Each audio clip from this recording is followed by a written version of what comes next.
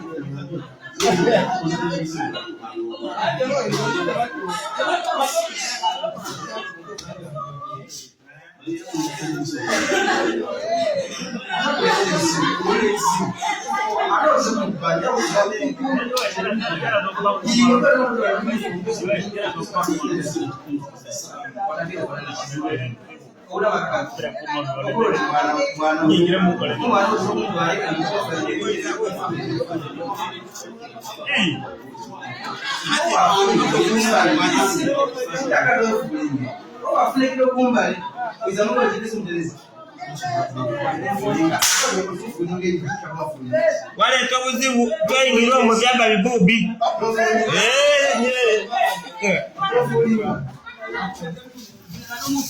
Getera ada mukwa polisi ye ya bani to kumukole bizende kumukola to ebula nangiro mu ote oyetimu wabala mateka bado mwana wese dunia ngabo matimu ate mwibi chitakanza na mwikonda izo kuba ebula ita muno mwikonda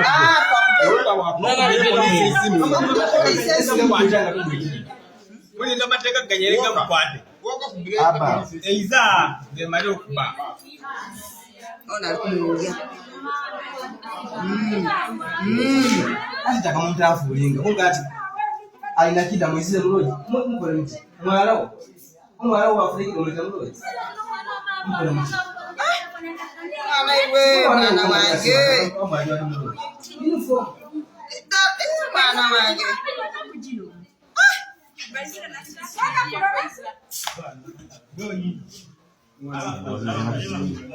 Mama wanamba ite wanamba yama wanamba musule simu Munoba mwino mukale uweika mutako mukale wantu mwana wanga kunikida tutelezo mwana kini wote muwele nizongwa na mlo Manange naona nokusomesya omwana banange naona nokusomesya omwana banange naona nokusomesya omwana obulana kampala kozwala munkende nenga silo somesya mwana obulagendo jo kyotela nenga silo kusomesya mwana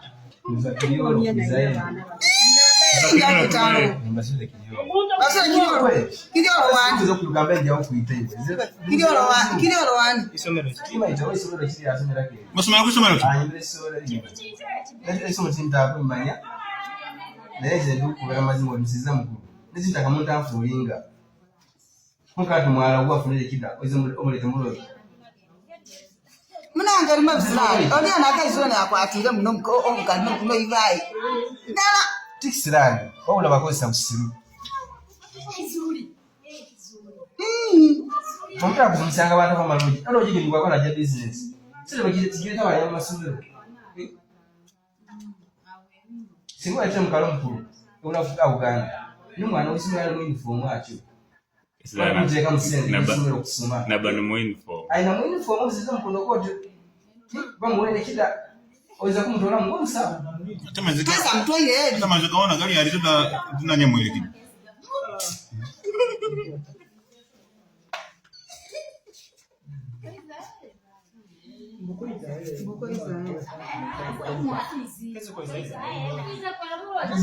obakwala musango tayirukanga kumbe bakuba basasaawe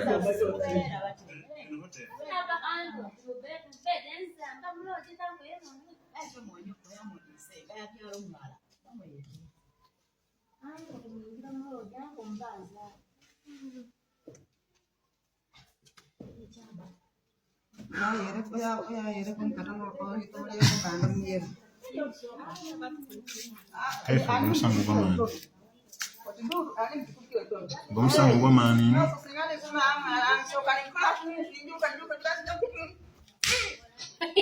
ebyalala n'ebitumba abibisenga ebisinga okuba n'obusinga tutumba abo byera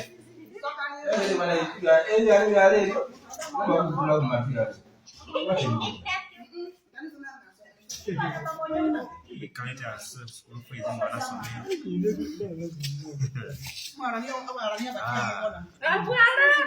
neno oba mwala wonziza onategeera omwana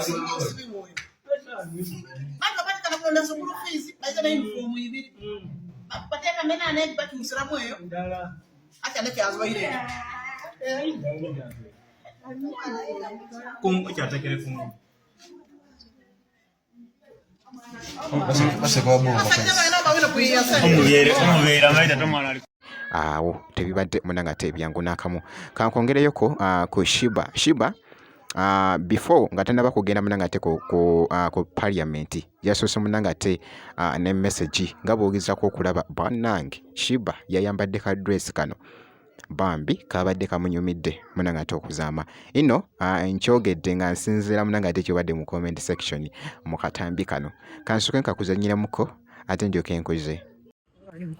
Hi guys, hello my fellow artists. Baimbi bannange leero tetunwanirira copyright yaffe today. Please dress up, show up for your job, for your career. It's deep, it's important. Tulina okubeera nga tulina omugaso naffe tuteeka nnyo sente mu music nga tulina okufuna engeri business yaffe gye bagitongozaamu gavumenti gye gitongozaamu because ate bagijjamu omusolo so baba bafunamu omusolo mukola back tunes mu telecommunications in so many ways. Music is making money for so many people, but guess what, ate ffe abalima ebibala byaffe ate mu katale batwala byabwereere. So imuka tugende tulwanirira omulimu gwaffe. Get up right now. Clause 9 is what we are fighting for. We are saying an artist should be paid to play on radio stations, to play in gyms, to play everywhere. As long as you're consuming my work that I invest in, I deserve a little bit of payment so that I can keep going as a business. Thank you so much. Abayimbi temutuula kino kitukwatako nnyo bino mulimu gwaffe buno bulamu bwaffe. Get up and we fight for our copyright. Thank you so much. Alright, atogamba sikuziza kakati no munange kakasha nti osubscribinga kosate n'okulakinga video gwe kasubira ngo subscribinze ebisigadde byonna bitulekere tujja kubeera nga tukuwa update.